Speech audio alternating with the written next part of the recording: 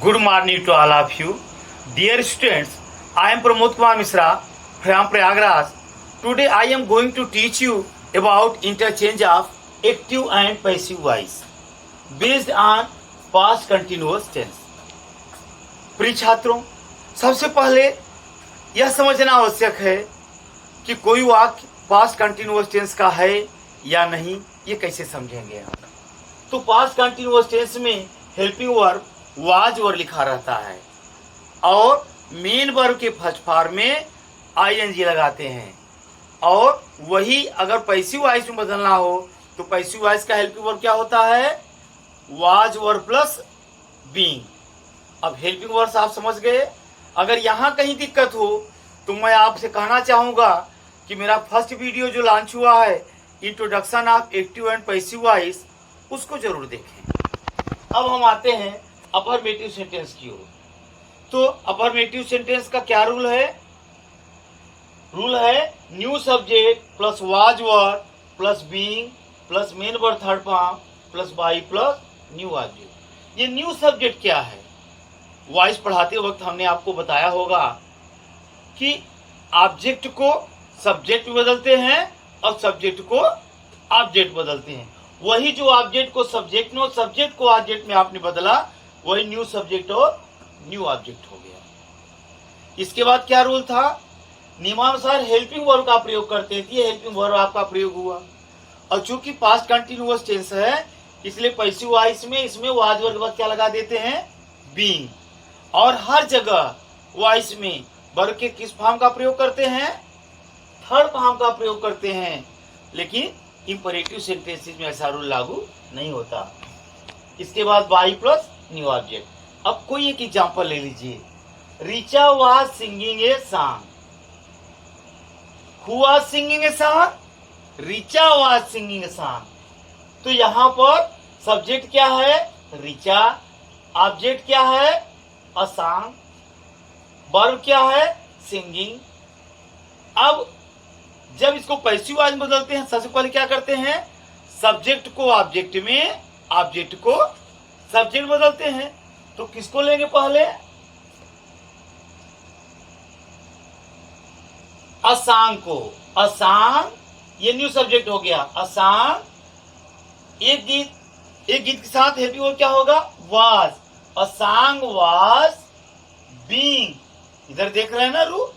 तो was verb के साथ क्या लगता है? Being. A song was being. और सिंग का थर्ड फॉर्म क्या होगा?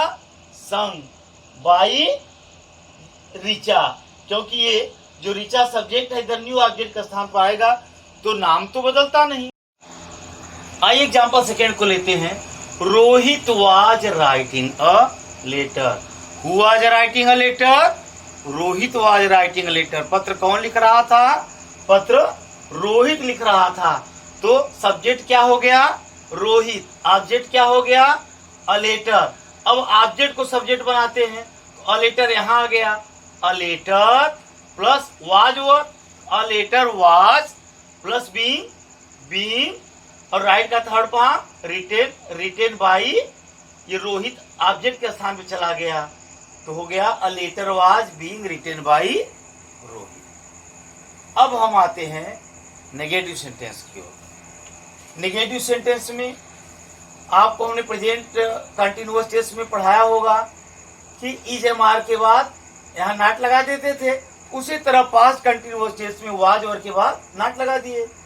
तो अब रूल देखिए, new subject plus was verb plus not plus being plus main verb third form plus by plus new object. आइए एग्जांपल ले लेते हैं। She was not singing a song. वह गीत नहीं गा रही थी। तो अब ऑब्जेक्ट क्या है? असांग। तो असांग को सब्जेक्ट बनाएंगे तो क्या हो गया? असांग वाज नॉट बीइंग, सिंग का थर्ड फॉर्म संग बाई सी। जब उधर जाएगा क्या हो जाता है? हर। तो she was not singing a song को जब पैसिव वॉइस चेंज किए तो क्या हो गया? A song was not being sung by her. Next example लेते हैं।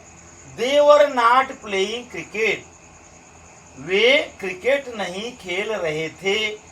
तो ये जो क्रिकेट है ये सब्जेक्ट के स्थान पे चला गया, तो क्या हो गया passive voice? Cricket was not being played by, देखो कहाँ बदलते हैं, देम। अब कठिनाई यहां से शुरू होती है इंट्रोगेटिव सेंटेंस से। वैसे तो ग्रामर बुक्स में इंट्रोगेटिव सेंटेंस को दो तरह से समझाया गया है, पर स्टूडेंट्स आपकी सहूलियत के लिए मैंने इसे 5 भागों में बांटा है, ताकि आपको इंट्रोगेटिव सेंटेंस के किसी भी एंगल पे कोई परेशानी ना हो। तो आइए सबसे पहले लेते हैं sentence beginning with helping verb, अर्थात सहायक क्रिया से शुरू होने वाले वाक्य। यदि सेंटेंस हेल्पिंग वर्ब से शुरू होते हैं तो पैसिव वॉइस में सबसे पहले वाज वर्ड लिखते हैं, फिर new subject, being plus main verb third form plus by plus new object plus question mark. Question mark लगाना नहीं भूलते हैं, क्योंकि इंट्रोगेटिव सेंटेंस की यही पहचान है। तो एक एग्जांपल ले लेते हैं, was the peon ringing the bell, क्या चपरासी घंटी बजा रहा था।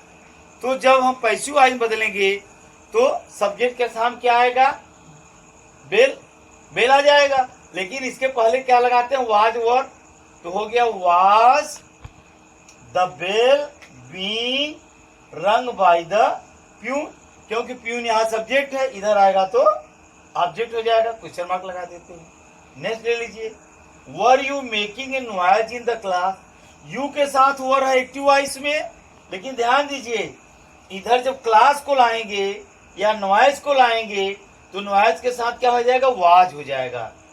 तो पैसिव वॉइस की हेल्पिंग वर्ब हो गया वाज, वाज अ नॉइज, और फिर क्या लगा दिए, being, was a noise being, और मेड का क्या हो गया, made, made in the class additional word है, was a noise being made in the class by you.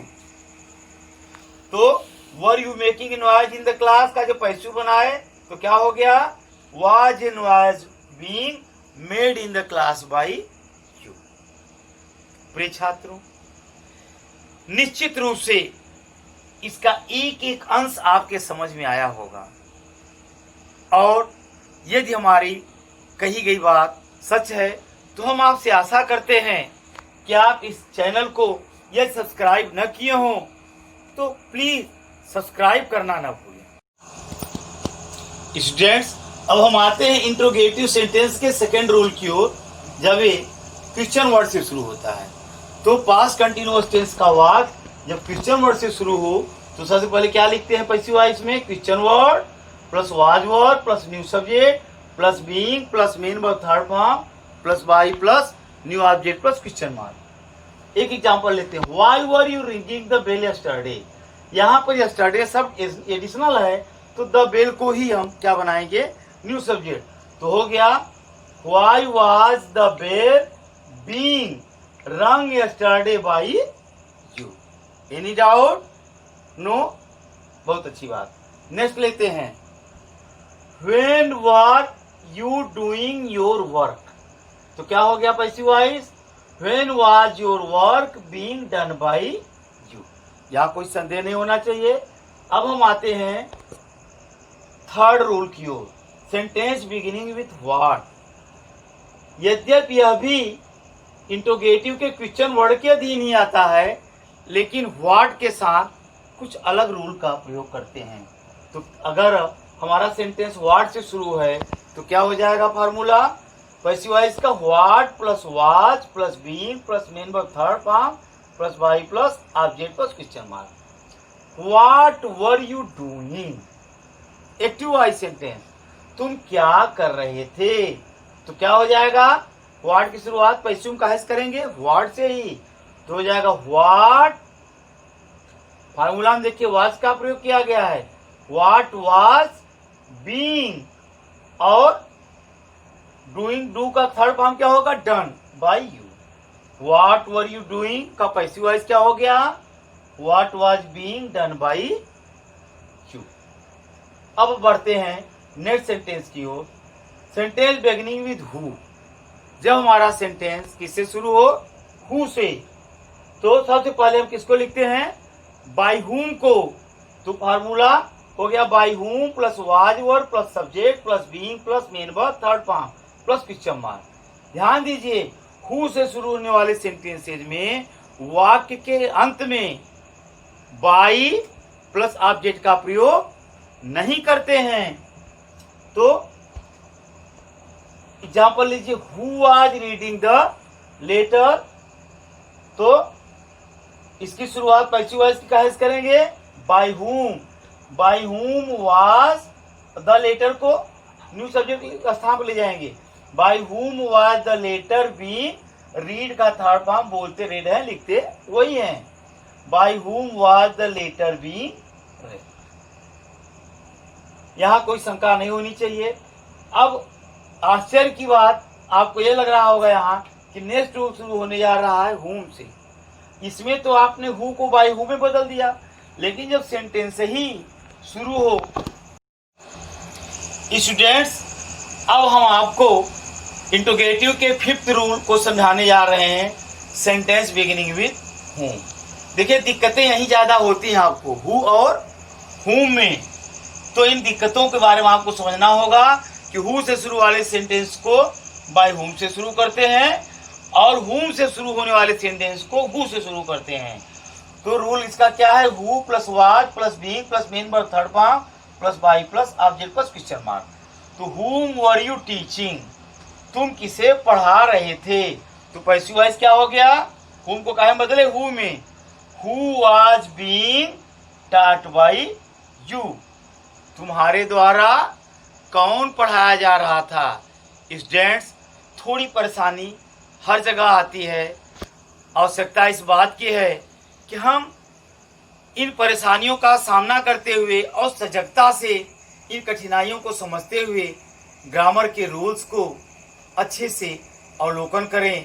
किसी ने कहा है कि वह पथ क्या, पथिक सफलता क्या, जिस पथ में बिखरे सूल न हो, नाविक की धैर्य कुशलता क्या, यदि धाराएं प्रतिकूल न हो। तो थोड़ी परेशानी ही आपके मस्तिष्क को और अधिक डेवलप करती है। स्टूडेंट्स, यदि आपको ये समझ में आ गया हो तो निश्चित रूप से आप इस चैनल को लाइक करना, सब्सक्राइब करना और शेयर करना न भूलिएगा, ताकि अगले वीडियोस में हम आपको और भी नई बातों को बताते रहें। धन्यवाद।